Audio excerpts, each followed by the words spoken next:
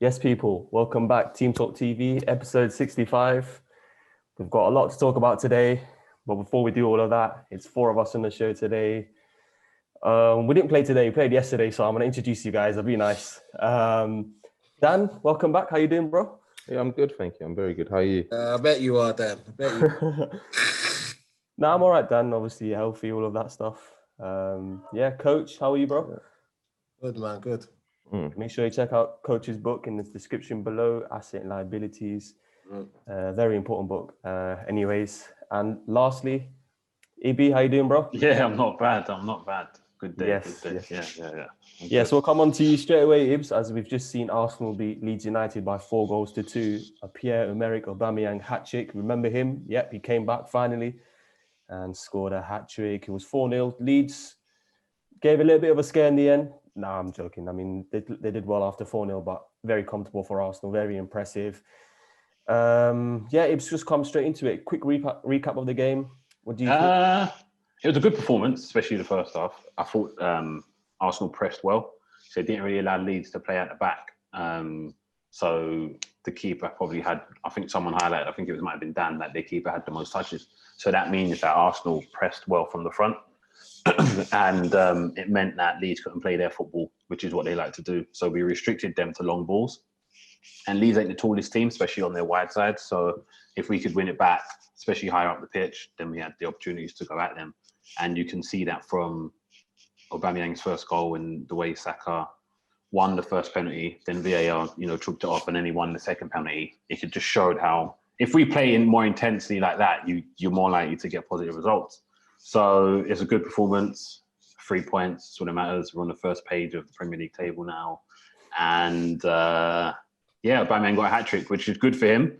I think he needed like a performance against a team like that because Arsenal have got some tricky games coming up now. So we need him firing on all cylinders. And some other noticeable performances from like Saka. He just seems to be getting better and better week in, week out.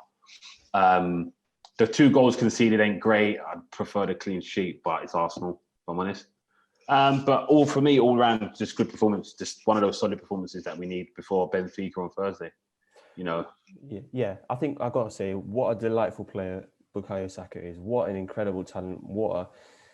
Each game, like you're saying, getting better and better. And I thought he was just incredible today. Obviously, a new signing, Martin Odegaard played. Looked tidy, in my opinion, at least. But I think the 4-2 scoreline, considered Leeds were there, it's not a surprise. I mean, these are one of the scorelines can go either way for Leeds United. And fair play to Arsenal. They just did really well, and they got the result in the end. Yeah, I think that's what it matters. Just the result for me. Yeah, just get over the line. Yeah, actually, I want to speak about Aubameyang a little bit because in our group chat, there's a stat. I'm just going to read out from my phone. Of course. The top 5 European League goals. So since December the 13th, 2009, so nearly 11 years ago, Aubameyang is 6th on this list. Is it 6th? No, 7th, sorry, on this list. So Messi, number 1, Ronaldo, number 2, Lewandowski, number 3 with 260 goals, Edison Cavani, 232 goals, Suarez, 230 goals, Aguero, 205 goals, and then Aubameyang joint with Zlatan Ibrahimovic with 201 goals. I mean, it's clear to say that wherever Aubameyang has gone, he scored goals. This season, we've seen that he's been playing more of a wider position and he's not into the games and just not been good enough at all with his performances, let alone the goals. Why do you think that's happened, and what praise would you give to Aubameyang, especially today and his career as a whole? I think Arsenal have probably suffered, so he suffered, especially this season. He's been, shifted out wide, but although he was wide last season, there was a certain pattern of play that allowed him to get the goals he got. That hasn't happened this season with Arsenal. There's been too many times where, we just haven't played the football we usually play. Maybe that was because they changed from a 3 to a back 4.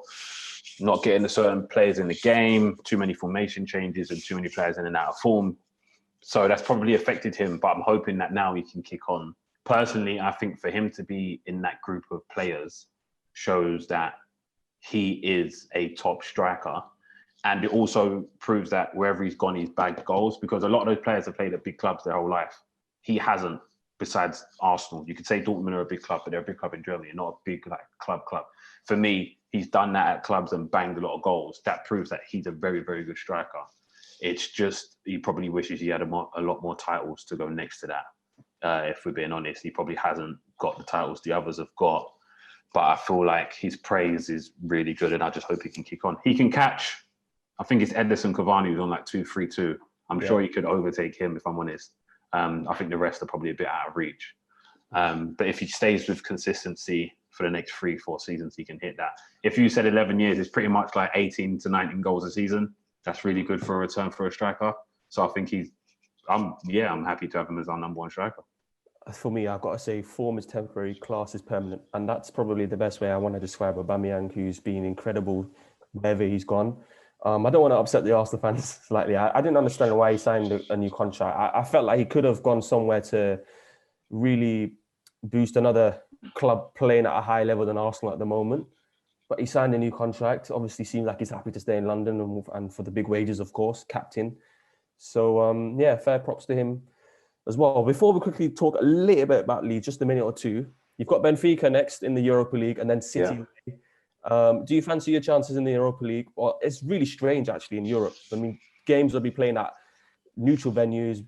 I don't know where Arsenal one is, but I know the one Liverpool playing is in Budapest or something. Yep.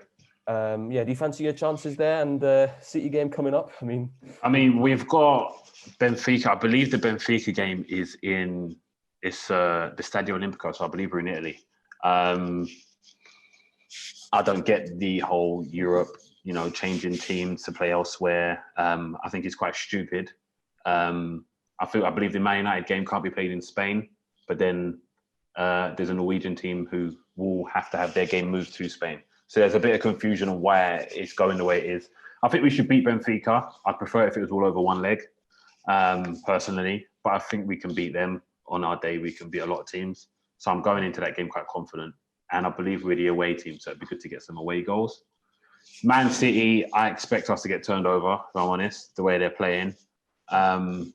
Just like everyone else is, literally. But these are the games Arsenal need to go into and not get battered. Like, you need to go into these games and give a proper performance, and we're at home, so I don't really want to get beat 3 or 4-0. I'd like to go into that game and make a game of it, if I'm honest. That's a free hit. Whatever happens, I'll take. I'm thinking about the other games after Man City. They're on a roll, so if we can derail it, happy. If we can't, then I'm just fine to just keep it going. Benfica's more important. I'd like to go far in the Europa League and win it, possibly. That's the important game. Okay, fair enough. Yeah, I don't know how this away goals is going to work in neutral venues. It makes sense to play one-legged tie. I mean, it made sense to do it last year. There's no fans in the ground, which gets more depressing each day for me. Exactly. But, I think it should be one leg. They should just have it one leg neutral ground, play it, you go through, you go out, that's it. Move on. Simple. Yeah, fair enough. Okay, just a quick minute or two on Leeds. So Coach and Dan, just interrupt me if need be. Another game where they've been a high-scoring game. Battered for 50 minutes of it or 55 minutes of it, 4-2. Now, I think last time we spoke about Leeds, talking about the media, how they often praise them. Now, listen, I'm still on their page. I mean, they're just bags of fun. Just for 50 minutes weren't good enough. You can see from Bielsa, scored 2 goals. Could have got a penalty at stage as well, which was ruled away. Are we still on this Leeds hype of being exciting, being nice to watch, or can that not run for them? They're still an exciting team. I don't think they played well today for a large portion of the game. They didn't play with their usual intensity. I think they looked very slow to start today. As Ibs mentioned, I said that the goalkeeper had the most touches in the first half. Arsenal, I agree. Arsenal did play with a high line and you could say press well, but I don't think they even pressed. I think they just started with a high line and just did not even allow Leeds to play out, just simply through positioning, not even through intensive pressing. They kept on playing back to the goalkeeper. He had to go long. But in terms of even off the ball, I don't think they worked hard. As for your question, I think overall, they're still an exciting team to watch, though. I can't remember their game before today, but Crystal Palace, Rafinha put on a masterclass. And those are the games where I like to watch them most because that's where they express themselves really. But yeah, I think they really struggled today. Yeah. In terms of Leeds, I think their aim was just finishing 17th and above. That's just what it is, and just playing the way they play. they were going to survive this season, great. I mean, they've done all that work to get in the Premier League and to end up with no fans in the stadium. So I think their objective was, listen, Bielsa, do your thing. If we end up 17th or higher, we're still going to be in the league next year. Hopefully, in the season, there'll be fans in there that can come and enjoy the Premier League season. And I think they're cool. Right now, they're 11th, like a couple points behind Arsenal, whatnot. So everything that Bielsa's been doing is working. Now, if you talk about Bielsa trying to go for Europe and stuff like that, then they've got to tinker a little bit in terms of what they do, because there's 1 week they'll win 5-0, next week they'll lose 6-1. So you just got to take the rough with the smooth. And I think the players have bought into Bielsa anyway. They know what's coming. They know there's certain games that, like, I just feel like them players there, they don't get too high, they don't get too low. They literally just kind of play the same way every single week, and they might get turned over. They might do the turning over at the end of the day. But with them, I just see them as 17th and above. We stay in the league and we just keep it moving for next season. I have to agree there. There's a like, I think one thing that Leeds have done very well is for this season is the branding. I think now next year, or next season rather, I think they're going to be able to attract a lot of good players, because a lot of players are going to buy into this whole, you know, attacking, expressive football, playing under Bielsa. And, you know, I think that their recruitment for next year will determine, you know, what their ambitions are. This year probably is just to simply stay up, finish as high as possible. But yeah, I'll be interested to see how they recruit this summer. Yeah, no, you two boys are spot on, to be honest. Yeah, obviously with Bielsa, he likes a project, and he's not someone who will go to a big club to fulfill his potential. So it'll be interesting to see how long he's there. But yeah, I just wanted to actually read out Leeds' statement results against the so-called top six before anyone says they beat Leicester 3-1 away from home. Played Liverpool, they lost 4-3. They played Chelsea, they lost 3-1. They played Man United, they lost 6-2. They played Tottenham, they lost 3-0. And they played Arsenal, and they lost 4-2. So I think when you play Leeds at home, it looks like an easy 3 points to an extent. But yeah, that is mad. That is actually a mad stat. But yeah, we'll end Leeds up on that note then. So yeah, Leeds United fans, if you are listening, let me know, because I share your pain. Trust me, you're promoted. You can't go to Ellen Road to celebrate your team. My team just won the Premier League, and it pains me every single day. I can't clap these players or tell them to F off like it is now. So Leeds fans, let me know what you think on the thoughts below, and interact with us with YouTube and Instagram. Right, we'll go to the other game. Today, it ended West Bromwich Albion 1, Manchester United 1. So we'll have a quick recap on that. Coach, I'm assuming you're not very happy. Yeah, you have to sip that water quickly. It was Mbaye Diagne who scored in the second minute, getting past Lindelof. There was question marks whether it was a foul or not, but it was given. And then Bruno Fernandes, wow, what a goal. Just before halftime. Couple of chances. Last minute at the end, Maguire hit the post. Diagne actually could have had a hat-trick as well. VAR controversial moments again. I mean, boy, I can't. Okay, but we won't talk about that one. We'll talk about United as a whole and West Bromwich Albion game. Coach, quick recap then. How you feeling? More drop points. Now 6 points behind Man City with a game in hand. Yeah, I think this team, like I've been saying before, I think this team just hit their ceiling now. They've just hit the roadblock. The pressure's come, sweaty palms. You know, like Fergie, they call Fergie squeaky bum time or whatever you want to call it. It's just hit them like straight full on. Then they can't handle the pressure. They can't keep up. I mean, you can't look at Man City's result and they still can't get up for a game 24 hours later. So it shows the mentality of this squad as a whole and whatnot. But I just want to go through what my biggest thing moving forward with Odi Solskjaer is. Whether he's there or not, that's another debate for another day. Yeah. But now I'm looking at the first 11. So my problem is right now that a lot of United fans, when I speak to them, they do say next season we need to improve our squad. I don't think we need to improve our squad at all. I think we need to improve our first 11, which I think is a big difference. So I'm going to go through the first 11 today. And then I'm going to ask you guys, okay, what you think, if their first team was or not. David De Gea, does he get into a top 6 side? No. Yes. No. Yes. What side? Are we talking the big six or just the top Big six? six. No, don't forget Leicester and all them. We're talking about Gets into Chelsea. Gets into he gets in Arsenal. there in front of Mendy. It gets in there Chelsea, Yes. it gets in there Arsenal, and he gets into Spurs, 100%. Okay, so does he get into Man City or Liverpool? No. Cool. So you're going to get a circle there as a squad player. Cool. Aaron Wan-Bissaka, does he get into Man City's Liverpool's team? Are you just comparing it on those two? Because if it is, then to be fair, I'm comparing the top teams that go. But when you say top teams, because like obviously if De Gea gets into Chelsea and he gets Arsenal, for me personally, I would pick Mendy right now. That's for me. I'm talking. Okay, cool. Okay, I'm not talking about longevity. I'm talking about right now. Yeah. Wan-Bissaka, yeah. Wan-Bissaka gets into which team? He gets into Liverpool because Trent's been poor Tottenham, right now, boy. Gets into... So you still put him ahead of Trent? No. Yeah, No. Okay, I'll say for Man United, he's cool. He's a first teamer. Fine. Harry Maguire, yes. No. Harry Maguire is a first teamer. Harry Maguire is a first teamer. There's no debate about that. Whether you think he's Van Dijk level is a whole different conversation. Okay. Yeah? But he slips into Chelsea all day long. Man City, Guardiola wanted him at Man City, so that's good enough for me. Yes, first teamer. But he didn't pay the money. Okay, anyway. Lindelof, no, that's another circle right there. Luke Shaw, I'll give Luke Shaw a first teamer. Yeah, I'll give Luke Shaw a first teamer. I'll give him that. I'm going to play 4-3-3, so I'm going to put Fred. DM, Fred, anyone? God, no. Squad player, circle. Bruno Fernandes. Yeah. First teamer. Scott McTominay. Squad. No. Good. Martial on the left. No. Squad player. Rashford on the right. Yes. Yeah. I'll give it to Rashford and Cavani up front. No. Squad. Oh, good. So now just going through that list with you guys, yeah, we've got 1, 2, 3, 4, 5, 6 players at the starting 11, which are good squad players. So our squad is fine. What we need this summer and what we need moving forward is buying first team signings. If there's no first team signings out there to buy, I don't want to see Ole Solskjaer wasting money.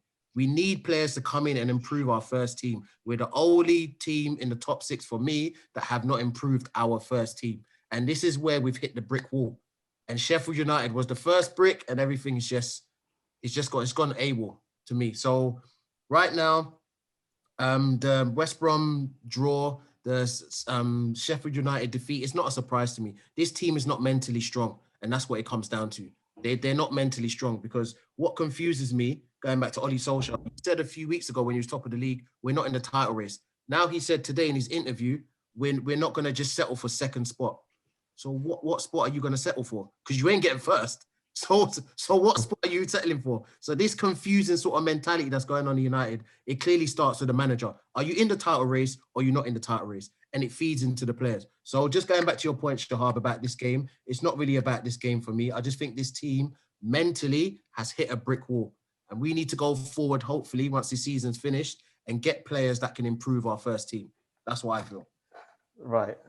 Coach, that I'm going to make sure it goes viral on my Twitter page, firstly. Secondly, I'm okay. I know I'm a Liverpool fan. I'm going to come on to you, yeah? I'm not in that way, because I don't remember what you said, but for me, when Adam was here, I said that Roy Keane and Carragher were saying, you know, Manchester United just can't believe where they are in that position. Why couldn't they have gone for the games against Liverpool or Arsenal? They couldn't beat Sheffield United. They couldn't hold on against Everton. They couldn't beat West Brom. Why? I mean, why can't they do it for whatever reason? I know you just mentioned, yeah, because their first team is not strong enough, but hold on, you're still good enough to be winning these sort of games. You're still good enough to be beating Liverpool. Liverpool have lost 4 games in the last 6 games. Arsenal, no disrespect to them, they had their 3 biggest players out. They couldn't win. So is it a top 4 thing? Are you really annoyed that you drop points? Because in my, like for me, it just sounds like, okay, you're annoyed you drop points, but Man United fans are like, okay, but we're not going to win the league anyway. So what are you annoyed about then? Because you're going to No. For me personally, when you're in that position, you're in the race. I don't care what anyone says. You're in the race. You can't flip back and forth and say, we're in the race this week, then we're not in the race. If you talk to us at the beginning of the season, hell no. Yeah, but my point is, that's what United fans are, just for me, it just seems like they're on that sort of wave where... No. Not you, coach. I know, not you, but it's a bit strange for me. What is it? Are you going to win the league? You know, you're getting all excited, rightly so, because you're winning games and life is tough as it is anyway. But it's just... I don't know. I just feel like Man United fan. Maybe you guys can chat to me outside of coach. Were you always thinking that you were a title winning side, or were you thinking you were a top 4 side? Because if you think you're going to be a top 4 side only, I think you've got it really. Because Liverpool are struggling, Chelsea have got a lot to do still, Tottenham have got a lot to do, No, I'll come on to it in a second, Stelios. But the thing is, you're outside the top 4, but United are what? 6 points ahead of Liverpool, who are 4th at the moment. Have you checked the table? Yeah, Chelsea are 4th. You know? Don't you dare do that. Have you checked the table? So you're outside the top 4 there, Right, okay, you're right. So we're outside the top 4, but Chelsea are going to win tomorrow, no doubt. But 4 points is still quite a big of a gap for me. And I think United have always been in the top 4. So I don't see them falling out of that top 4 position. So the fact that they've got drop points against West Brom and Sheffield United, yes, you can be annoyed at that. But I'm saying in the bigger picture, some of your fans are saying, or Solskjaer last week was saying, oh, but we're not title challengers yet. So make your mind up in that aspect. And Shahab, that's where the confusion comes. It tunnels into the players. Because you have interviews and that when you're top of the table, playing against Liverpool, it's a title showdown. The top 2 are going against each other. You have all that build up to that match there when realistically, I knew from the start anyway, these players are not mentally ready because there's a difference between playing Sheffield United in September for just 3 points and playing Sheffield United in February and January when you have to win to keep up pace or you have to win to keep that 3-point gap. It's a different pressure when you're going for the title. That's why Man City, they've been there and they've done that. They got a manager that's been there and done that. They've got players that have been there and done that. So even when they were 7 points behind with a couple games in hand, they knew just focus on what we need to do, and then they'll be up there like they are right now. Me personally, the whole top 4 thing is annoying. It's the most annoying achievement ever in the Premier League. The reason why it's annoying, because you ask people, what do you want top 4 for? Or Champions League? Okay, but you're in no position to win the Champions League. Okay, so what do you want? Oh, so we can get money to buy players. These owners ain't even spending that money to go and get the right players, some of these clubs and whatnot. So the whole top 4 thing is just money for the owners. It means nothing to me as a fan getting top 4. Yes, I have a bit of banter with you guys about Thursday football, Tuesday and Wednesday football, but when it really cuts, when you really, the underlying factor behind all this is top 4 is nonsense. For a club like United, top 4 is nonsense. All it is putting money in the owner's pockets, and then you come to the end of the transfer window and say you ain't got enough money to get your number 1 target. I don't want to hear that at the end of the day. I don't want to hear that. Then you've got other fans saying, if you get top 4, you can attract better players. Well, we got players like Pogba when we was at the top 4. So a lot of these players are not really just coming to clubs because you're in the Champions League. If you're paying more than a Champions League club, there's a lot of these players that will still come to you anyway. So this whole notion of getting top 4 is this and that. To me, top 4 is just banter between the clubs. That's what I feel between the fans. I don't think it's a big achievement getting top 4, especially as United. I don't think it's a big achievement. For Leicester, it is. For Tottenham, it is. For all these other clubs that are outside of it, it is. But for clubs like Arsenal, Man United, Man City recently, these top 4 should be a given. Top 4 should be a given. It shouldn't be nothing that should be celebrated at all. So this whole top 4 thing with United, we just need to stop it at the end of the day. Right now, Ole Solskjaer needs a trophy. That is what he needs right now. He needs a trophy. Wait, sorry, say that again, coach. Ole Solskjaer needs a trophy big time. Thought so. Big time. If listen, that top 4 thing, if he gets top 4 this season, I don't want to hear it. It's trophy time now. So what if you get a trophy and no top 4? Huh? What if you get a trophy and no top 4? I'm cool with that because top 4, for me, top 4 doesn't do anything for me. We can still get the players we want if we go and put the money down, which I know we have the money. I do think you're talking about experience. Money down. You're talking about the obviously the last summer, coach, and I can understand that. And that's something that Man United need to probably sort out, Ed Woodward and whoever does the transfers and how they dealt with signing Sancho and whatever. It didn't go right. Don't care what any United fan tells me, whether they get him or not. Last summer, you didn't, I've had United fans say to me that Ed Woodward had Dortmund around their little finger. Really? Really? What about it? But I hear this sort of stuff, coach, and it is true. So that is the first thing. But I understand where you're coming from because you're talking from a previous experience. But for other clubs, like Arsenal trying to do it, whether that's going to be this year or next year, they need that position to just strengthen and to sign their players and go to the next level. And we don't. They won't spend no money anyway. They won't spend anyway. The reason why we don't, is because if we finish 6th now, right, or 7th, like we have recently, it doesn't stop Arsenal still being able to extend Aubameyang's contract and buy who we've bought.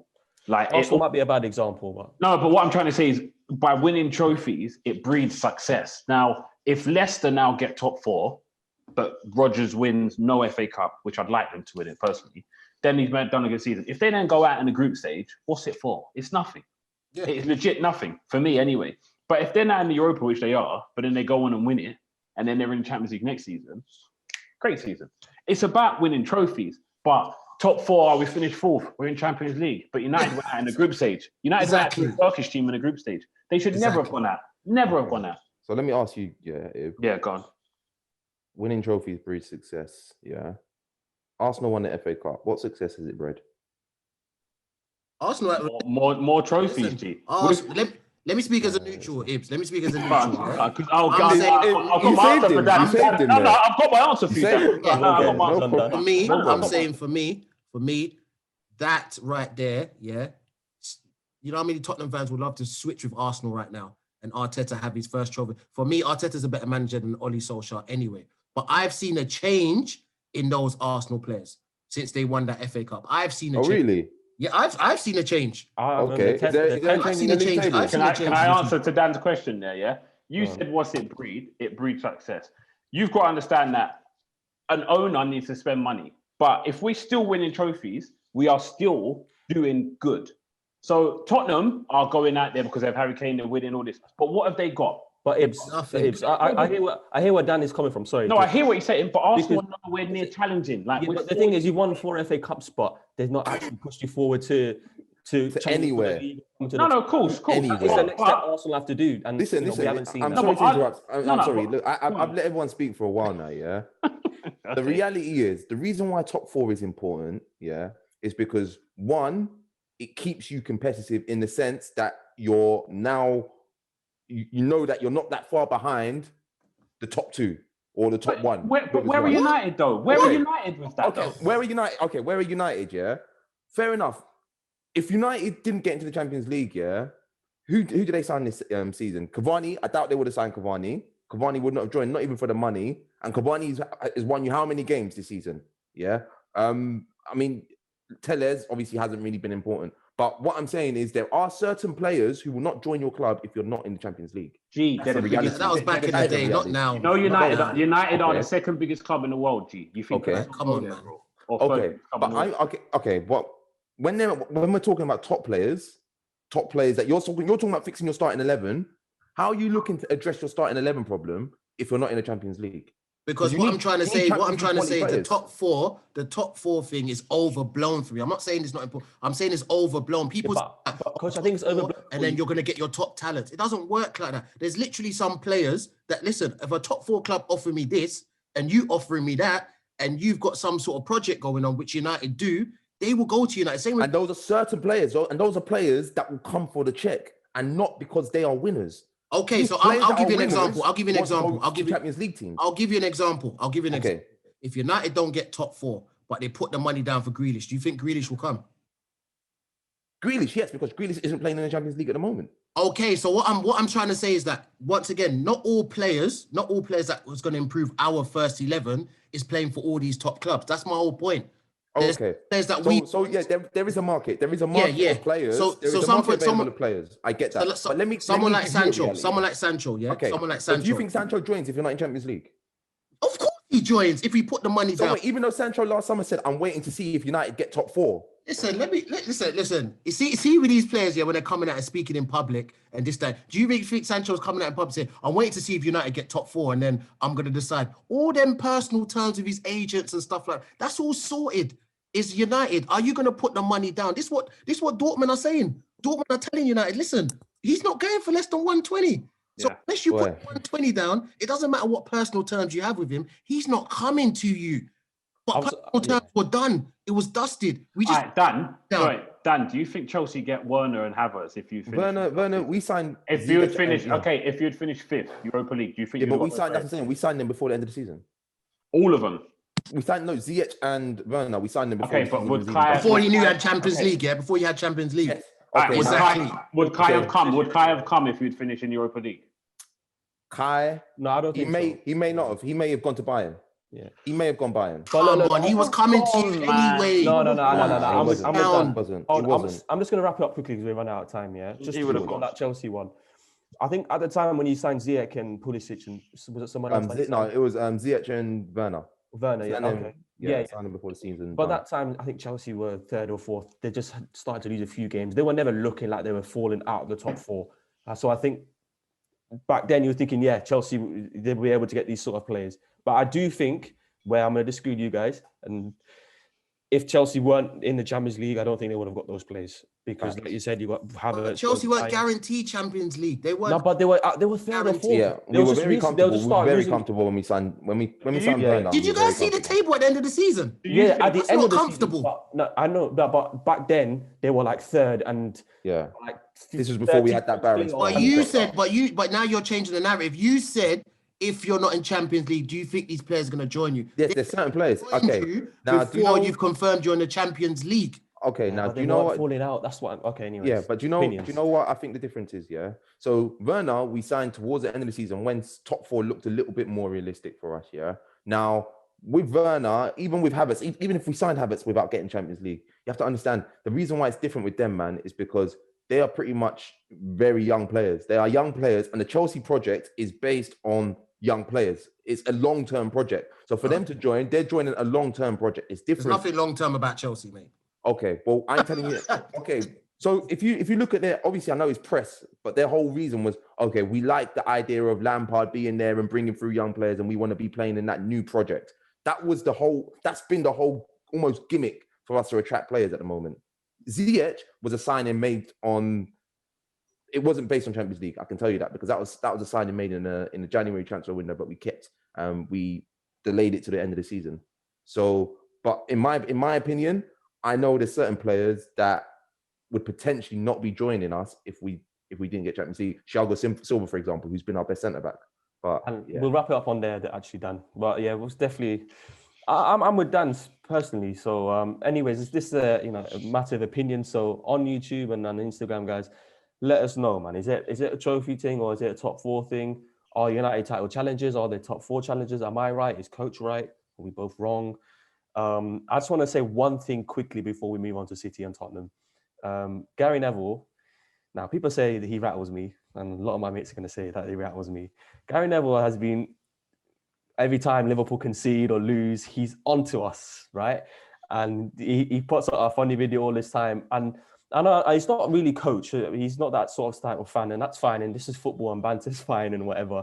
But he loves to do it, and he's got this small club little mentality thing. And that's why when Adam was here and where Carragher and Roy Keane dug it out, you've got this small club mentality thing. You're Manchester United. You should be fighting for the league title. When you're in that position, you can be done. You can beat Liverpool. You can beat Arsenal. So if you're laughing at Liverpool's expense, and because that would, Man United ahead of Liverpool, or whatever reason, I wonder who's got the small club mentality now. Was it Liverpool fans all those years ago, or is it you right now? So Gary Neville, a real Ferdinand, if you ever listen to this, trust me, I don't forget. Jamie Carragher does not forget. But anyways, that's the last thing I need to say because I know my mates will be onto this one. So Dan, you're probably confused with what I was saying there, but we'll come on to Manchester City and Tottenham. So Manchester City beat Tottenham by 3-0. Ilkay Gundogan, wow, 2 goals again. Have they won the league then? Can we say that comfortably? Yeah. I did say 4 games ago they need to get through these games. If they beat Arsenal and I think they've got United, then yeah, it's a wrap. It's an absolute wrap. Well, they've got Everton on Wednesday, which is the game in hand. They're 6 points clear of United or Leicester, I think. So they can go up to 9 points there. And obviously they've got Arsenal on the weekend. I've got to say, Manchester City are just impressive. Each game, they've just found their way. They needed some time. What Pep Guardiola does with Cancelo, by the way, is fantastic. Coach, maybe you can give us an insight if we have time. Gundogan coming in, just getting goals, 12 goals so far, plenty more assists, and fair play to Manchester City. And I think we can all say that they are going to probably win the league. But we're going to have to come on to Tottenham Hotspur. We didn't have time last week. I mean, boy, they've had a horrid 2 months, really. I don't know where they sit in the table. I think they're 8th. They're probably going to be 6 or 7 points behind top 4. Chelsea and West Ham play tomorrow. Look like they're going to win. Where's it all gone wrong for Mourinho? Because we've got to speak about him. He was top of the league after 8-9 games. Ibs, going to come on to you, and you guys just let me know, man. What's going on with Tottenham? I just think they've just been found out. It's typical Mourinho stuff. He's just been found out. That is legit. They've not... hit the heights that everyone thought they would hit after these 10 games when Son and Kane were banging their goals in. And they've just been found out. I give Mourinho another year there, and then he'll just leave, go somewhere else, do the exact same thing, and then do it again and again until he goes to Portugal and retires. Legit, that is it. They're a good club, but they need a trophy. He needs to beat City in that League Cup final. Because if he doesn't get a trophy, I don't think they win the Europa League, personally. And then it's just another trophy of the season for Spurs. But Harry Kane will, bag the goals, and then it will mask Tottenham's season. But I just feel like he's wasting his career there, personally. And if he doesn't move this summer, he might never move, personally. He could end up getting 200 plus goals for one club, but not having a lot of success. We won't speak too much on Harry Kane. So, Coach and Dan, let me know if you agree with Ibs and myself. I do feel like they've been found out as well. I think the link-up play with Son and Kane was fantastic. I was saying the best duo at a moment, probably still are. They've got a real issue with finding out what their best defensive. They like to play a back five, they play a back three. I looked at the XG from Tottenham's games against the bigger sides. The XG is 0.02 after 70 minutes. That's not acceptable. I'm sorry, that's just not acceptable. And I know Mourinho's played that sort of style of football before and he's been successful, but when he went to Manchester United, it didn't work. Now he's at Tottenham, it's not working. So where is Tottenham's season heading then? Where do you think Mourinho is heading at the end of the season? I don't think he'll be a Tottenham manager at the end of the season. Is there anything you would like to add between me and Ibs' point? I think... No, go on, Dan. Yeah. I think guys are miscalculating, and they're calculating too quick. Dan, come on. No, I agree with Dan. Go on, Dan. Too quick. Like, I don't think you lot have seen this table. This table is very mad, This table is very, very mad. Like, Shahab, you're talking... If Tottenham win their game in hand, they either level on... Is it level on points with you or 1 point behind you? I'm going to check it right now. Yeah, well, they got 1 point behind us. So, and Liverpool sitting fourth at the moment. Do you see what I'm saying? Liverpool's about Tottenham. Yeah, but what I'm saying is... Yeah, they'll be 1 point behind Liverpool. Yeah. That's the distance. That's the distance. And you have to look at the fixtures Tottenham have come through. So if I'm rightly correct, I think it was Brighton they lost to 1-0. But Brighton's a very good side. I think I've said it on the podcast before. I think Potter is a very good manager, especially in the big games. So they've lost 1-0 to Brighton. They've lost to Chelsea. Okay. Everyone beats Chelsea, though. Everyone beats Chelsea. You say that, but it's a new Chelsea with Tuchel. Okay. By the way, sorry to circle back. Liverpool are fourth down, by the way. But yeah, I know that. But when I say that, it's look at the game in hand for Chelsea and look who jumps where if they win that game. Yeah. Okay. And then they beat West Brom and they've lost to City. So Brighton, obviously, a game they probably should have won. But I'm not mad at them losing to Chelsea and City. They beat West Brom. West Brom got points off Liverpool and United. Do you get what I'm saying? So I think people are just being a bit too quick to say that he's been found out and stuff. There's a lot of games left this season. So I think guys should just be a bit more patient before they say Mourinho's been found out. That's just my opinion. But I think from his previous job, sorry, Coach, I was just saying the way he ended up at Manchester United. I mean, you see the football that he's playing with Tottenham now. It's been there from ever since he's come in, really. I think the sort of the way that he works, Kane and Son, is impressive. And I'm not saying that Mourinho doesn't deserve credit for that, but I think we've seen it before and now it's happening again. And yes, it can change the way they see it going. That's just what I'm coming from. But even the Brighton game, like you just even reminded me, weren't they missing Kane? Like, obviously when Spurs don't have Kane, it's a very big myth. Yeah. It's like United not having Bruno, really.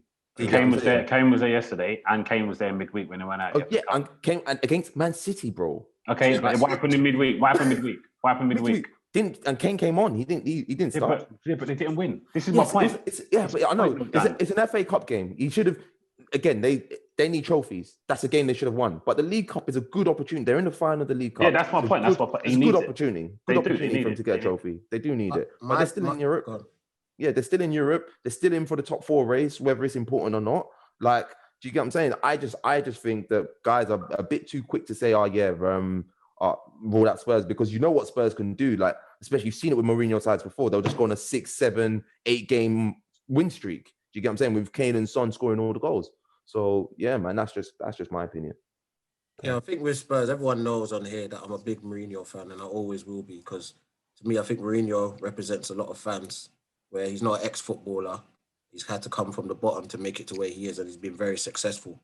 So that's why I like Mourinho as well. It's not all this, I'm an ex-player, so I'm a manager and whatnot. And coming from a coaching background is a bit different for me. But anyway, going into Spurs, I think Spurs' biggest game of the season will be the League Cup final. I think that will determine whether Mourinho's had a successful season or not. If they win that final, it's been a successful season. Absolutely. Ended up, because they got him to win trophies. They didn't get him to play better football than Pochettino. They didn't get him to necessarily get Champions League places, because Pochettino was already doing that. So why would you sack Pochettino to go and get someone to go and do the same thing? They want trophies. That's what Mourinho brings. Whether people want to diss him about Man United and whatnot, he won the Europa and won the Carling Cup. He wins trophies. That's what he does. That's his MO. He goes to places and win trophies. If you like it, it's football or not. I think with Mourinho, he's going to have to make the transformation that Fergie did. If a lot of people realize Fergie, there's a lot of maybe his last, would I say is maybe 10, 15 years maybe, he started realizing that he needs to come away from being a coach and start being a manager. For me, Jose needs to get in a coach that does the sessions, the this, the that, and come away off the football pitch. But I think he's done that a little bit though. Because I think his way of coaching is kind of fizzling out, where someone like a Fergie got, what's his, Millerstein, is that his name?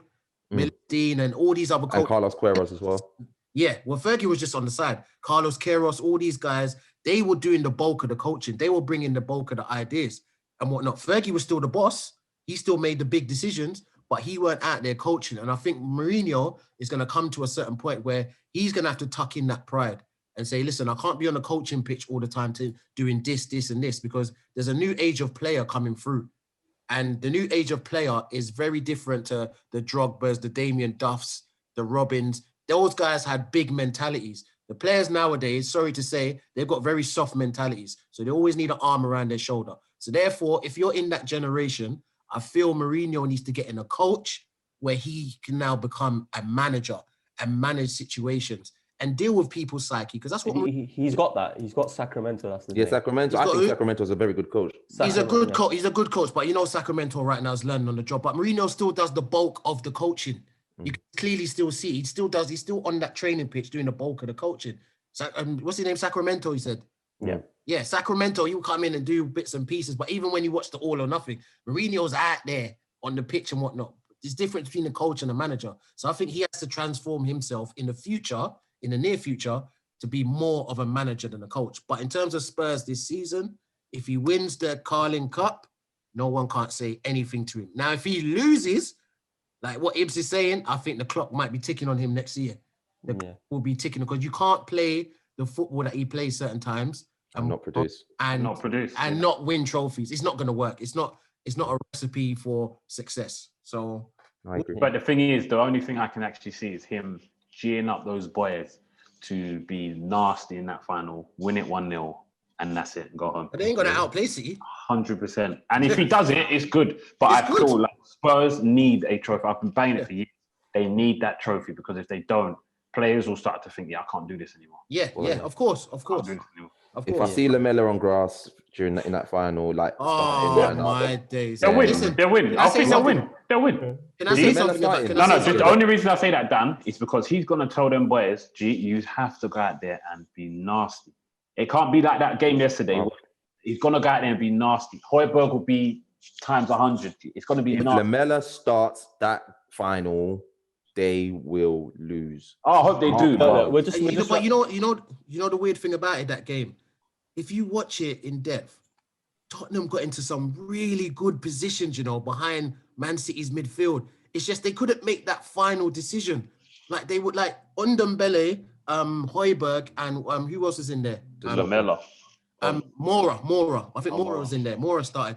They were actually getting past that Man City midfield more easy than other teams have, just through physicality, because Man City are not the most physical team. They were bypassing Rodri so many times into the final third, but it was just that final pass.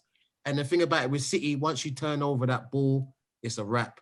If you're not in a good defensive shape, it's a wrap. You got Bernardo Silva, you got Sterling dropping in, you got Foden dropping in. It's a wrap. So with Spurs, in an odd way, they got into some really good positions yesterday, but obviously Man City's quality just told. Okay, so we'll wrap it up on there then. Who's right? Who's wrong? How do you think we'll go? I don't think anyone can disagree with you, but Coach, regarding if Tottenham win a trophy, is it a success or not for Mourinho or for the club? I mean, it certainly will be. That's what Tottenham fans want. It would have been easier to have a Tottenham fan on the show. I just want to big up one Tottenham fan I've enjoyed watching on YouTube, Expressions. So if you're there, and if you know who that is, check him out, man. What a joker. Tottenham fans, I hope you do it, man. I hope you beat Man City, personally, but that's just me. So yeah, let me know on YouTube and Instagram, and so we can interact and see who's right. So we've got 15 minutes or so, 20 minutes to get 2 more stuff to do. I'm going to speak about my side, who lost again, man. And the top 30 kickoff, Leicester City by 3-1. Mohamed Salah, lovely goal. Firmino with a lovely flick. And then, I don't want to talk about it too much. I didn't think the goal should have stood for the first one, if I'm being honest. They got into it. And then Alisson, third mistake in 6 games or 5 games with the new side in Kabak, Vardy, and then obviously Harvey Barnes wrapped it up. I can run. I'm not going to run. Sorry, I can obviously talk about the bigger picture and just be upset. But before I do that, let me ask you 3. What did you make of the game? And more so, why did it go all wrong for Liverpool again yesterday?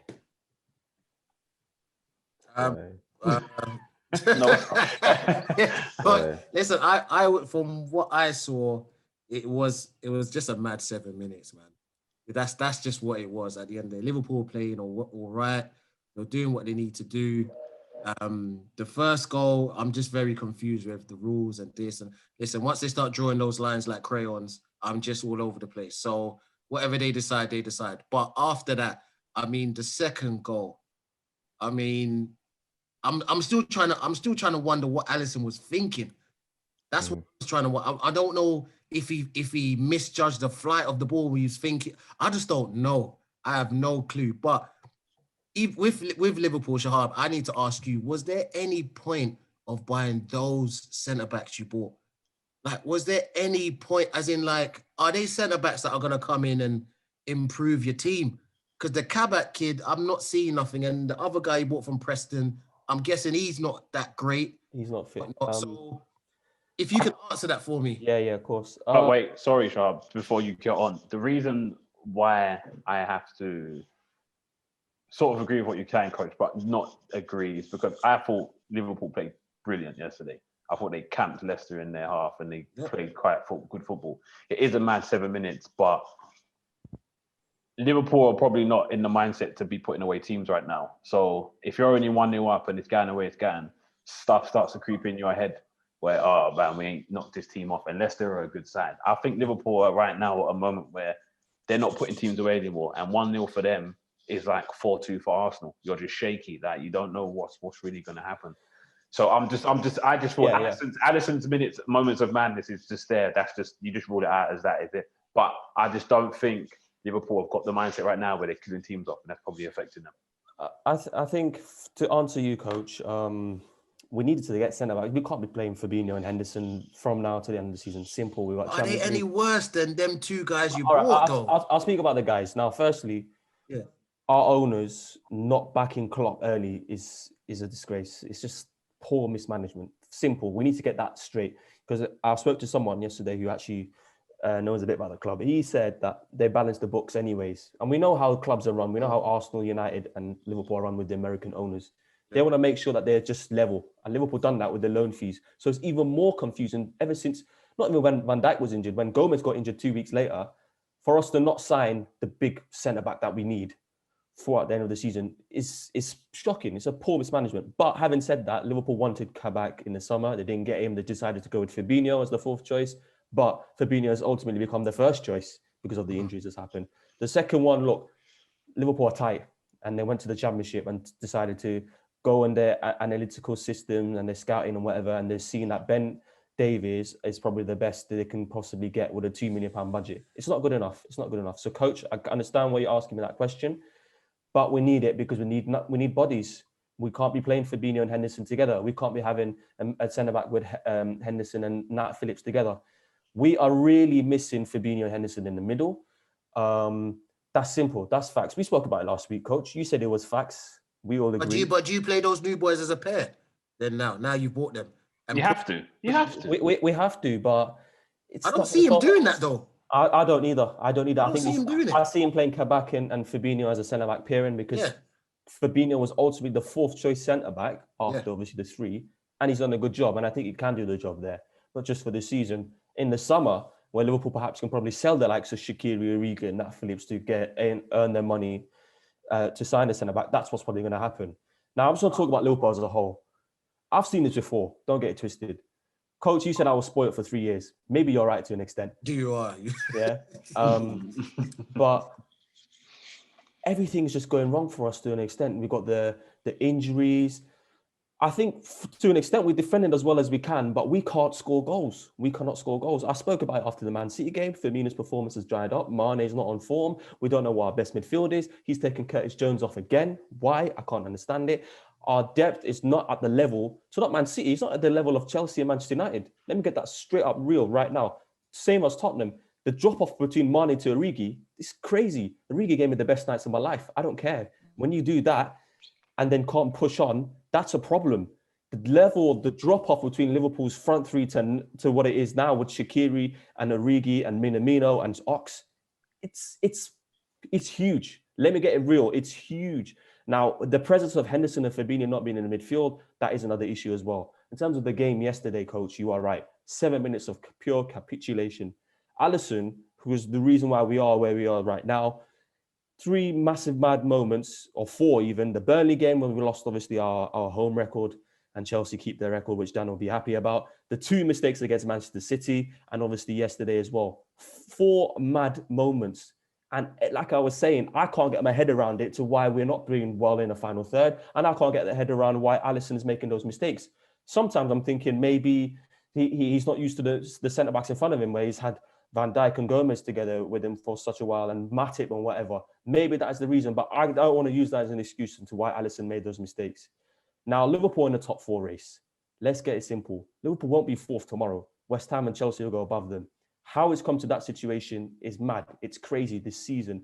It was only months ago here where we've just beaten Crystal Palace and we were top by Christmas. And I was buzzing. You could see in my face, you guys are thinking, wow, what a scary performance. Coach, you came on here and saying that was Klopp's best performance since he's been at Liverpool. And look how wrong it's gone there. Yeah. So I just come to the conclusion is I've seen this before. We've seen it already this season against Brighton, against Burnley, against Manchester City, against Southampton, against Aston Villa. It's happened. All Liverpool need to do now is make sure they're going to be finishing in the top 4. Now, I can't believe I'm saying that, but it's... All right, Shahab, can I ask you a quick question there, yeah? Sure. If you finish at the top 4, let's say you finish 5th or 6th, do your big players leave? The Salahs, the Manes, are they tempted to then say, yeah, I'm dipping? Go where, though? There's clubs. There's loads of clubs. There's loads. Name me 5. I looked at an article, so I'm just gonna, from what I know and what I've seen, they can't. Like Real Madrid and Barcelona can't afford Salah, and they can't afford Mane, so they probably can't leave. And I think they'll have to take the responsibility as well, especially Mane. Mane's performances have dipped. So I can't really answer you to that, Ibs, but it's a scary thought. But all I can say is if we fall outside the top 4, we're not going to win the Champions League. Let's get it real. Leipzig. It's 2 legs. The fact that we don't have the home crowd for a Champions League night, that's what Liverpool are so famous for. Let's get it real now. Champions League nights, big nights. Barcelona 4-0, the best night of my life. They don't have that sort of crowd. So I don't think we're going to beat Leipzig. I think Leipzig are going to beat us 2-0, 2-1 or whatever it is on Tuesday. We're not going to win the Champions League. So all it is for us, we cannot go to square one. And if we do, that is a disaster. And for the owners, they have got a lot of questions to ask. So why did they not back... The man who is the best thing that's happened to Liverpool in 30 years, Jurgen Klopp. Jurgen Klopp can finish 17th and I'll still back him to do whatever he needs to do. That's what... Shahab, sorry to cut you, but you see when you say back him, yeah? I mean, there's not like 50, 60 million like quality, like sort of centre-backs out there that you can go and get. Like who I understand, but Liverpool... You're just looking to back him. But I understand... Okay, cool. I understand, Coach, yeah, but we didn't sign Robertson and thought that he'd be the player he is today. It's the same with Salah. It's the same with Gini Wijnaldum. Our scouting system is great. That's why we are where we are. So Ozan Kabak might be that person, fair enough, but I don't think he is. All I'm saying is we found a way to sign Jota with installments. We found a way to sign Thiago in installments. And by the way, how abysmal was Thiago in the last 2 games? But that's another issue as well. Thiago wanted to play in the midfield too. He's not playing in the midfield too. I don't want to excuse him because he's still that world-class player that he is and he's meant to be. But for me, it is for right now, is Liverpool, get in the top 4. Don't embarrass yourself. We need to win games. We've got Everton next week. Boy, if we lose to Everton, I'm going to be depressed. I'm sorry. I'm going to get that real to you right now. I'm 22. I was 22 on Wednesday. I've never seen... Oh, yeah, happy birthday, man. Happy birthday, mate. Thank you. And happy birthday to you as well, Dan. Obviously, he's on the 11th of February. Thank you. Oh, happy birthday, Dan, man. And I've never seen Everton beat us at Anfield. Please, Liverpool, please do not lose that game. That's all I can say right now. But that's all I got to say about Liverpool. I'm not someone that can rant because at the end of the day, I've seen Liverpool like how Arsenal are right now. 100%. Worse, even in a worse position. When you had Roy Hodgson and Kenny Dalglish and all them. And it was worse. So the Liverpool fans are jumping this bandwagon saying, is this how he likes to be like Arsenal? I mean, really, you didn't see us. But anyways, that's all I got to say. Liverpool, please beat Everton because I hate them. Anyways, we're going to move on to the last topic now. Dan. Yo.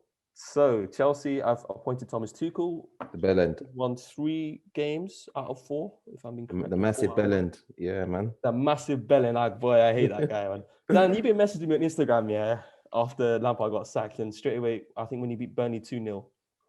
And you obviously seem quite happy to have Thomas Tuchel as your manager. Yeah. Are you impressed with him? Are you glad that he's in now that as a Chelsea manager? And what's your thoughts in the long run between now until the end of the season? I am very happy. I think that this is the most dominant we've looked since Conte, in my opinion, in terms of football, in terms of on the pitch football. Since Conte, I think Conte's football was probably the best football I've seen Chelsea play. And since it is, don't tell me Mourinho. Look, don't tell me Mourinho, coach. Like, what about Ancelotti? Ancelotti, even that, like, it wasn't pretty football. What? So you weren't great under Big Phil Scolari, who lasted 10. Okay, anyway, you know what? Yeah. Okay. Anyway, but for me, I think that we look dominant in games, which is what I want to see. I want to see like too many managers in today's age is just, especially like novice ones, they will look at it and like, oh, let's just keep the ball, possession, but they don't do nothing with the possession. They don't set, they don't instruct the team what to do. They don't show how we're going to penetrate and get past the opposition. I'm guessing Everton have just conceded. Yes, Fulham just scored. Sorry. Yeah, I love that. I love to see that. But yeah, I just think that we're playing with, we seem organized, we seem well drilled. The players seem to know what they're doing. He's brought back to life some players. He's observed weak links in the squad, namely my man like Chilwell, who I've openly criticized on his podcast and in the group. So, you know, he's basically picking players on talent alone. And, you know, it's good to see what he's doing with Callum in the inside forward position and at right wing back. Yeah, I'm overall pleased. Am I overexcited and thinking, he's gonna come and, you know, dominate? It's too soon to say. I just want he stabilize the ship, which is the most important thing, you know, a United phrase, but he stabilized the ship and he's showing what can be done with a good squad. I want to say something quickly, Dan. You know, when I call him a massive bellend, I just didn't like him as a person. Now, let me just say one thing. I think Thomas Tuchel, as a manager, as the football as he plays, it's good. And I think when he comes in, he's fresh, like you were saying. He's clearly relying on the experience now as well. I think I should probably mention to you that Mason Mount is still the same player that he was at Lampard, where he was Thomas Tuchel, and it's clear to see that he's one of the key players for Chelsea. Do you disagree with that one? Okay, so where Thomas Tuchel is utilising Mason Mount, it's not where Lampard utilised Mason Mount. Oh, yeah, fair enough. Yeah. So that, and I already said, I think Callum Hudson-Odoi, I think Mason Mount, potentially Tammy Abraham. I think a lot of these are potentially Tammy Abraham. These young boys are going to become better players than they would have under Lampard, because I think Thomas Tuchel, the reason why I don't, the main problem with Thomas here, Tuchel, is he falls out with the board because he just wants to be a coach. He's like, I'm a football guy, keep me out of the politics. Yeah. He fell into politics at Dortmund, fell into politics at PSG. At Chelsea, I feel like the problem Chelsea have had is they've wanted someone to just be a coach, out and out coach. Don't come and try and dictate stuff in the boardroom. Tell us what you need, we'll support you. And I think it's just a good fit having Thomas Tuchel and the board that we have. So I don't see him falling out with the board like he has at previous clubs. Well, not for maybe a few years down the line, but I think for now, he's doing what needs to be done. He's got a good crop of young players and he's going to bring the best out of them. And I think the way he's utilized Mason Mount in that inside forward position, it is very, you can see how much of a better player he is. He's performing much better than he did under Lampard, in my opinion. Yeah, no, fair enough, Dan. I can see where you're coming from as well. But I think just in general, when a new manager usually comes in, it's fresh, new identity, players want to prove themselves, and Chelsea players have certainly done that. Like Azpilicueta, for example, a lovely goal against Burnley. I've noticed, like, him for an example. Obviously, you watch Chelsea more than me. Chelsea could go fourth tomorrow night if they beat Newcastle. Do you think Chelsea could finish in the top four? I do think we're going to finish in the top four. I do think we're going to finish in the top four. Who falls out is a big question. You're not going to win the league now. Unfortunately, yeah. But this is it. So again, like I said it before, but I will stand by by what I said. I did think we were going to win the league based on the squad we had. Like I knew that other teams were not going to perform to the same level as they did last season. I think City started very slow. I think that Liverpool have obviously capitulated this year. United ain't obviously playing great football. So I thought we stood a chance this year. And based on what Lampard done last year with a weaker squad, I thought he was going to be able to bring out the best in the players that we had. Unfortunately, I was wrong. So I'll take it. But I think Thomas Tuchel as a coach, he's gonna do a great job with the lads that we have. Yeah, it's certainly a bit too early to tell, obviously. And like you said, we'll know closer to the season how Chelsea have done with Thomas Tuchel and whatever. But I'm personally excited to see what he does with Havertz and Werner. I know Werner hasn't scored yet, but I've seen him win some penalties and whatever. It just looks a lot sharper, and with Havertz, it's time to tell, of course. Sorry, I was just looking at the fixtures in the Champions League quickly, and I thought Chelsea were playing this week, but they're not. No, next week. Yeah, so playing next week. So what I'm going to do quickly to just wrap up before we go to start, sub, and sell. 4 games. Oh, we got a hard fixture list, bro. Very hard fixture list. Yeah, you've got Southampton coming up, obviously, after the Newcastle game. And then you've got Atletico Madrid in the Champions League, Manchester United, Everton, Leeds away, Atletico Madrid again. And then you've got, Liverpool, but it says postponed because of the FA Cup. So, so fair enough. So you've got Sheffield United back-to-back there. Oh, so, interesting times will come, really. Do you boys want to add anything quickly about Thomas Tuchel and Chelsea? I mean, are you impressed? And do you think his side can finish in the top 4? I mean, I don't know if I'm impressed. I don't really watch Chelsea enough, but their game against Barnsley was the worst thing I've ever seen on TV. But they'll have that new manager bounce. You know, players come in, they want to show what they need to do. I think him signing the 18-month contract was quite smart. If he can win something this year or next year, then get out. That's probably wise for him to not get dragged into the normal Chelsea stuff. But I think time will tell. Will he get the best out of the German recruits? Just have to wait and see. They probably can finish in the top 4, but again, it just depends on if they can get a run going, really. And if he focuses on Champions League as well. Because if they were to beat Atletico Madrid, he might think, okay, we can go quite far in this competition. So it depends. And I mean, he might look at the FA Cup and think, if Man City were to miraculously go out against Everton, I don't know who else is in there for them to feel like they can't win it. So yeah, I don't know. He just needs to look at maybe getting a trophy. But yeah. Cool. Just running out of time quickly. So before you guys gonna shout out your predictions. We're not going to discuss about it. Barcelona v PSG, first leg. Go. Where is it at? It's at Barcelona's ground. PSG. Yes, no, Barcelona. No, Neymar, no Neymar. I might go Barcelona as well. They won 5-1 yesterday. I trust Pochettino. So okay, fair enough. I'm going to go draw for that one. And the other game on that Tuesday, Leipzig against Liverpool. They're playing in Hungary, Budapest, the neutral venue. Who do you think? Liverpool winning that. You reckon Liverpool win? Yeah. Yeah, I think we'll see Henderson back in midfield. Okay, right, coach. Liverpool. Yeah, okay. And the other two games on the Wednesday, Porto against Juventus.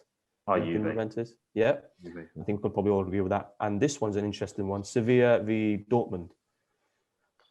Sevilla. Yeah, Dortmund are too Sevilla, hit and miss. Dortmund are too hit and miss sometimes. So yeah, Sevilla. Boy, I think Haaland's going to do the job for Dortmund. So yeah, time will tell. And we'll come on to the next week of Champions League fixtures next week. So yeah. Right then, start, sub and sell. So this week, let me see what Samo sent me. Okay. So would you start, sub and sell? Or I don't know about if we can really do that with the positioning of the players. Or would you rank 1 out of 3 Ronaldinho, Messi, and Zidane? What would you do? Oh, Jesus Christ. Samuel, you got a good one there, mate. Jesus Christ. Right, I've got my... Oh, man. One game as well. Do you know what? I can say mine straight away. Yeah, so go on, Gibbs, you go ahead. There's gonna be conflict with this one, but for me, where Messi starts, Zizou's on the bench, and I'd have to throw Dino. What? Oh my! Listen. The guy just said, "I'm going to sell Ronaldinho." I'm done, man. Before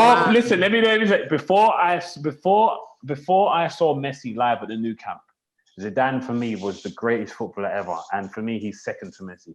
So I can't not sell him. I cannot. For me, he was the greatest until I saw Messi live. When I saw Messi live, that was it. Messi's the greatest ever, and that will never change. And Dino was sick, but Dino for me, his period was fantastic, but Zidane was just something incredible. I'm sorry, he was just stupid. And Messi's just, oh God. So sorry to all you Brazilians out there, but Dino has to be sold. I'm sorry. Sell Dino. Right. It has to be. I'm gonna, before I ask you two, I'm gonna go for Messi start. What do you mean? Oh my God, Messi has to start. But anyways, substitute, I'll go Ronaldinho, and then I'd probably have to bench Zidane. Sell Zidane, sorry. Yeah. So Stelios and coach, go ahead. Boy, And you want to go? If it's a final, I'm starting Zidane. See, my guy Dan. See, Dan knows, I'm starting bro. Zidane. If it's a final, one game, I'm starting Zidane. See, Dan, I like you, and man. And then Messi sub, and then Ronaldinho. I'm sorry, man. I love this. I love Ronaldinho. I like that. I like that. But if it's a final, because Zidane can score, and he can create, and he can just dictate a game, and he will just boss it and win me the game. So, listen, would you have 11 Ronaldinhos or 11 Zidanes, bro? Anyway, but I'm gonna say mine. I respect you, Docs one, but I'm starting Dino. I've seen Dino and Messi live, so I know. Like Messi was crazy when I see him at the Nou Camp, crazy. So Ibs, I hear what you're saying. Like even it was stupid. But when I see Dino, listen, Dino made me watch every single Barca game. So cool. But Dan's talking about final, cool, whatever it is. I'm starting Dino. Yeah, I'm starting Dino. I'm gonna sub Zidane and I'm gonna sell Messi. Let me tell you why. I'm gonna sell Messi. Let me tell you why. Yeah, this is my key thing. Messi has flopped in too many finals for Argentina. No. We're not going into that. Too many finals for Argentina. One. And has turned up. Is it not one final? How many Copa Americas? Oh, exactly. There you go. Now Zidane has turned up for France in finals, and so has Dino. So for me, that's my underlining factor. Coach, hold on. No. Dino never turned up in that Champions League final against Arsenal. What? Dino never turned up in that Champions League final against Arsenal. Did Messi turn up against Germany? Right, did Messi turn up against United twice? He turned up against United twice. Yeah. Turn up against who? United twice. Twice in the Champions League. Okay, once again, hasn't Zidane and Fing won that trophy as well? But Dino didn't perform in that final against Arsenal. But you can say perform or whatever it is. Did he win? Yeah, but Messi won. Okay, but Messi didn't perform against Germany. And listen to you two arguing about Messi and Ronaldinho. But when you look at finals, memorable finals, Zidane's the only name that comes to mind. No. Zidane, no. That was close for me, but Messi's just... Hear what I'm saying. I'm saying I need that. You man do your thing, boy. I'm talking about like unpredictable game changer. For me, it's Dino that starts. Dino. Over Zidane, though. Zidane. in his prime. Listen, we're gonna wrap it up. We've run out of time. Listen, Dino made Pro Evolution, mate. Yeah. Listen, Did you see what Zidane did in Let's not 98? go there. See what But Zidane did in anyway, 98? I'm saying, we'll say that again. Zidane, what he did in For 98? France. I'm not saying, no, listen, I'm not questioning. How many finals do you want from this guy? I'm not bro? questioning Against, what. Man Panenka didn't a World Cup final, bro. I'm not questioning. Listen, I'm not questioning. But don't forget. Yeah, a lot of people forget this. Yeah, but guess what? In that '98 final, there was no R9. Yeah, he was sick. He was. Yeah, we know he was sick, but Zidane Don't stepped come. up, So don't bro. come with all that. Don't come with all that. What did he do in '98? Because there was no R9. Yeah, R9 was food poisoning. So don't come with that. If R9 was fit, it could have been a different story, and you know that. Yeah, we know that, but it didn't. Zidane stepped up. Okay, listen, cool. we're gonna wrap up. You guys go for Zidane. I'll go for Dino. I'll tell you what, yeah, Samuel, you have done us dirty because Samuel, well done. All four of us have got a different one. But coach, the best player in our generation, yeah, the best player in whose generation? That's not my generation. Jeez, Messi. So who's your greatest ever player, coach? Who's your greatest ever player ever? Oh, me is R9 for me. Okay. Same for me. In my generation's R9. All right, cool. Even if I want to go before that, there's the likes of Romario and that. I'm not going to go as far as Maradona. Yeah, Messi's. I'm saying for me, my generation, like I get Messi because what do you say, Sharp? You're 22. I'm 22. Yeah. Got to be Messi. Okay, right. Anyway, my generation's R9. Right. Okay, we're gonna wrap it up there. Wow, that was a good one, Samuel. So start, sub, and sell. I'm gonna remind people again at home: Messi, Ronaldinho, or Zidane. I've gone for that order. Coach has gone for Ronaldinho, Zidane, Messi. Ibs has gone for Messi, Zidane, Ronaldinho, and Dan has gone for Zidane, Messi, Ronaldinho. Yeah, oh my! Right, cool. Okay, so that is a very interesting one. Boy, I'm gonna have a good chat with my friends about that one. To be fair, Sam, if he had threw Ronaldo R9 instead of Ronaldinho, then I don't know what I'd have done. Yeah. I don't know what I'd have done there, Throw bro. my laptop out the window, bro.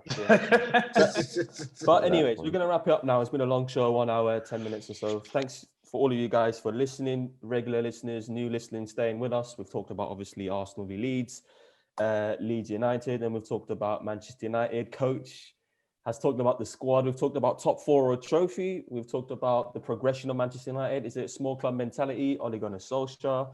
Then we've talked about Man City. Then we've talked about Mourinho. We've talked about whether he's going to be successful, whether he wins the league. I've had my say about Liverpool, but not a lot. Dan, we've talked about Thomas Tuchel and Lampard, and obviously the start, sub, and sell.